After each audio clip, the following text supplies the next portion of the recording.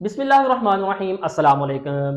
आज के लेक्चर में हम मेंडल्स लॉ ऑफ इनहेरिटेंस में लॉ ऑफ सेग्रीगेशन को डिस्कस करेंगे। अब मेंडल ऑस्ट्रिया का रहने वाला था जिसने 11 साल तक पी प्लांट पे एक्सपेरिमेंट किए और अपने दो लॉज पेश किए। अब मेंडल ने पी प्लांट को सेलेक्ट क्यों किया ये हम पहले भी देख चुके हैं कि ये एक सस्ता पौधा था, उसके गार्डन में बड़ी अच्छी तरीके से ये ग्रोथ देता था, इसका जनरेशन गैप बड़ा थोड़ा था और फिर इसके फ्लावर्स हर्मेफ्रोडाइट थे।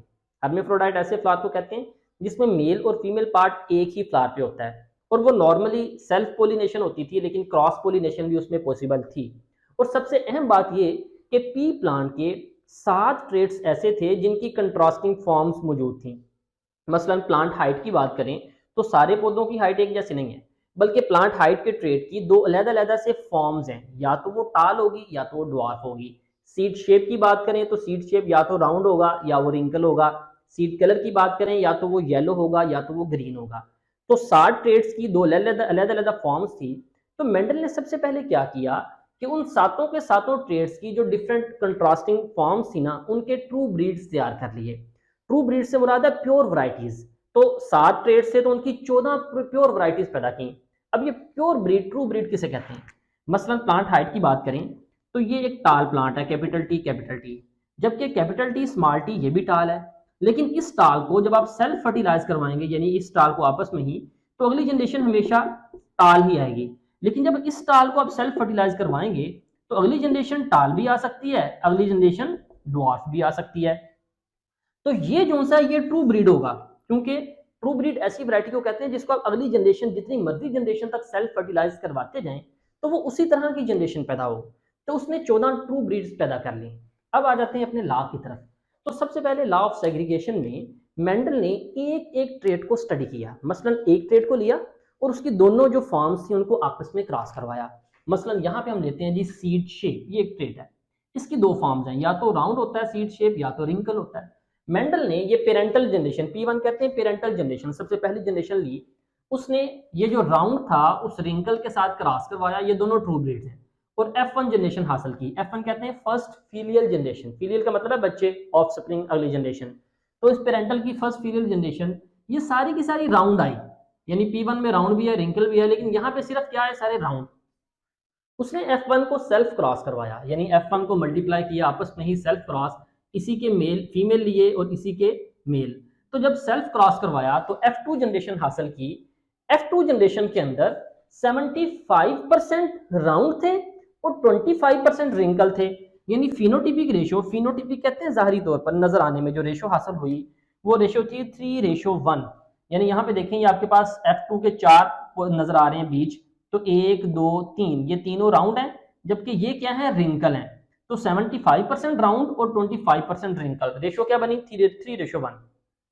लेकिन जब F2 को सेल्फ फर्टिलाइज करवा के F3 जनरेशन हासिल की गई तो पता चला ये जो 75% राउंड है ये सारे के सारे एक जैसे नहीं है। फिनोटिपिकली तो एक जैसे हैं, लेकिन जीनोटिपिकली डिफरेंट हैं। जीनोटिपिकली कहते हैं इनके अंदर जीन्स की, अलील्स की क्या तरतीब है। उसमें ये देखा गया कि ये जो 3 थे, यानी 4 में से ये 3 75% राउंड थे ना, उन राउंड में से एक राउंड ऐसा था जो होमोजाइगस राउंड, यानी वो ट्रू ब्रीड था, वो हमेशा होमोजाइगस राउंड ही पैदा कर रहा था। जबकि बाकी के जो 2 थे, यानी 3 में से 2 राउंड थे, वो हिट्रोजाइगस राउंड थे, यानी वो वही रेशो दे रहे थे। जब इनको आपस में सेल्फ क्रॉस करवाया जाता था तो वही रेशो आती थी जो F1 को सेल्फ क्रॉस करवाने के नतीजे में हासिल होती थी, यानी 3:1। जबकि एक तो है रिंकल, ये भी ट्रू ब्रीड था। इसको मजीद हम नेक्स्ट में आपको ये टेबल भी और ये भी आगे मजीद समझाता हूँ। तो मेंडल ने इस एक्सपेरिमेंट के नतीजे में, अभी मेंडल को ये बिल्कुल अलील का नहीं पता, जीन का नहीं पता, क्रोमोसोम का नहीं पता ये क्या होते हैं। इस ऑब्जर्वेशन के नतीजे में मेंडल ने ये इसकी वजाहत पेश की, इसकी इंटरप्रिटेशन दी।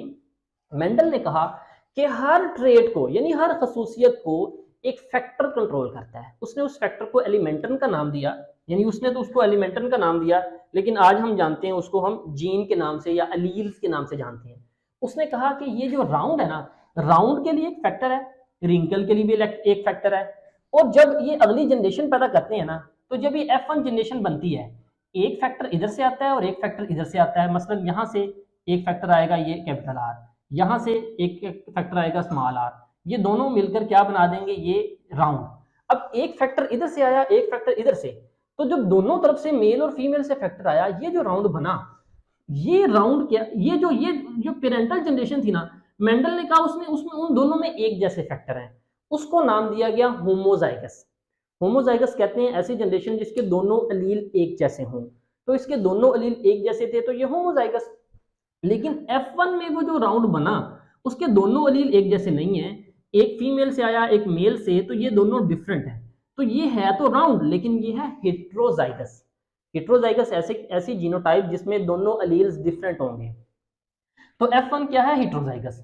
जब हेट्रोजाइगस को सेल्फ क्रॉस करवाया, अब यहां पे देखें ये जो कैपिटल आर स्मॉल आर है ना, जब इसके गैमेट्स बनेंगे, यहां पे देखेंगे फीमेल गैमेट्स, ये जब भी गैमेट्स को लिखते हैं ना तो हम इन सर्कल करते हैं। ये फीमेल के जब गैमेट्स बने तो जाहिर बात है गैमेट्स में या तो ये कैपिटल आर आएगा या ये स्मॉल आर आएगा, यानी दो तरह के गैमेट्स बनेंगे। तो फीमेल के गैमेट्स हमने यहाँ पे लिखे, इसी तरह मेल के गैमेट्स हमने यहाँ पे लिखे। तो जब F1 को सेल्फ क्रॉस करवा के F2 हासिल की गई, तो ये जब गैमेट्स आपस में मिलेंगे तो ये इनकी रैंडमली मिलेंगे, रैंडम असॉर्टमेंट होगी। पहली बात तो इन अलील्स की गैमेट्स के अंदर असॉर्टमेंट क्या होगी, रैंडम, तरतीब से नहीं, जरूरी नहीं है कि एक ही अलील जाएगा गैमेट्स में, ये इस गैमेट्स में ये अलील भी जा सकते हैं, ये भी जा सकता है। तो दो तरह के गैमेट्स बने, दो तरह के गैमेट्स बने। तो जब ये गैमेट कैपिटल आर को फर्टिलाइज करेगा तो ये आपके पास ये जनरेशन हासिल होगी, ये इसको फर्टिलाइज करेगा तो ये जनरेशन, इसी तरह कैपिटल आर स्मॉल आर को फर्टिलाइज करेगा तो ये जनरेशन, स्मॉल आर को फर्टिलाइज करेगा तो ये जनरेशन हासिल होगी। तो ये इसी तरह से ये पुनर्ट स्केयर बनता है, यानी कि रैंडम असॉर्टमेंट है।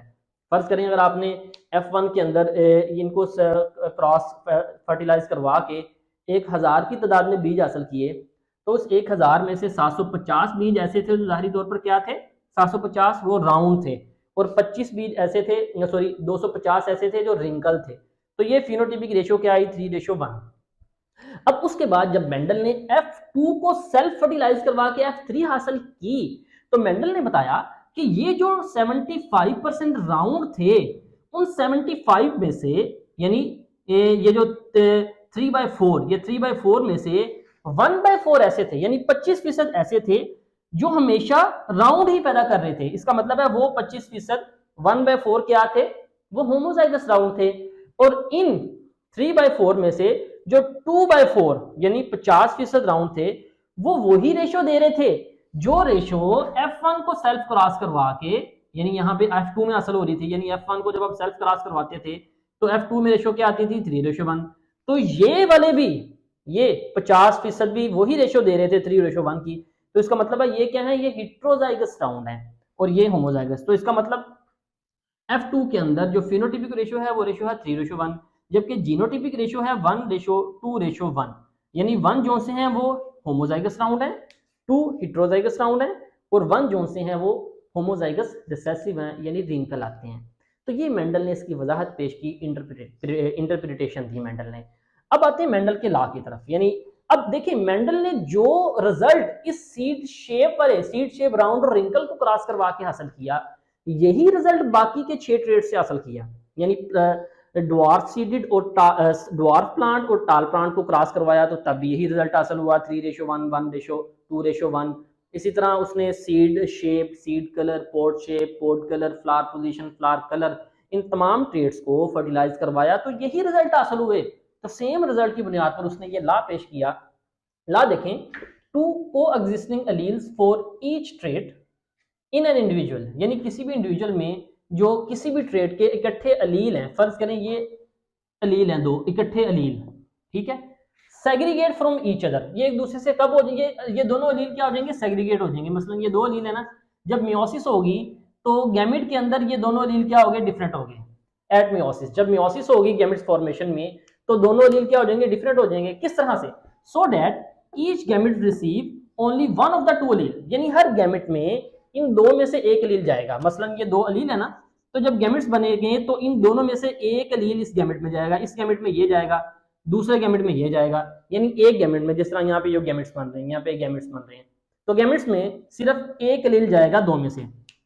अलील unite again at the random fertilisation of gametes, जब मेल और फीमेल गैमेट्स मिलेंगे रैंडम फर्टिलाइजेशन में तो अलील्स दोबारा से आपस में मिल जाएंगे। मसलन ये आपस में मिलेंगे, दोबारा से कैपिटल आर आपस में मिल गए, ये कैपिटल आर इस स्मॉल आर कैपिटल आर से मिला तो दोबारा से दोनों अलील इकट्ठे हो गए, मिल गए, तो दोनों अलील दोबारा से यूनाइट हो जाएंगे रैंडम फर्टिलाइजेशन के वक्त, ऑफ गैमेट्स, यानी जब गैमेट्स की रैंडम फर्टिलाइजेशन होगी, व्हेन जाइगोट इज फॉर्म, यानी मेल और फीमेल गैमेट्स मिलेंगे, जाइगोट बनेंगे, तो दोबारा से वो गैमेट्स इकट्ठे हो जाएंगे। तो ये उसने ये लॉ पेश किया मेंडल ने। इस लॉ के मुताबिक जब भी ये दो अलील हैं जो एक ही ट्रेट के हैं, जब मियोसिस होगी दोनों अलील अलग-अलग हो जाएंगे गैमेट्स में, जब मेल और फीमेल गैमेट्स मिलेंगे तो दोनों अलील दोबारा से जाइगोट में इकट्ठे हो जाएंगे। तो ये था आज का लेक्चर, उम्मीद है आपको समझ आई होगी। मिलते हैं नेक्स्ट लेक्चर के साथ, फीडबैक जरूर दीजिएगा। अस्सलाम वालेकुम रहमतुल्लाहि व बरकातहू।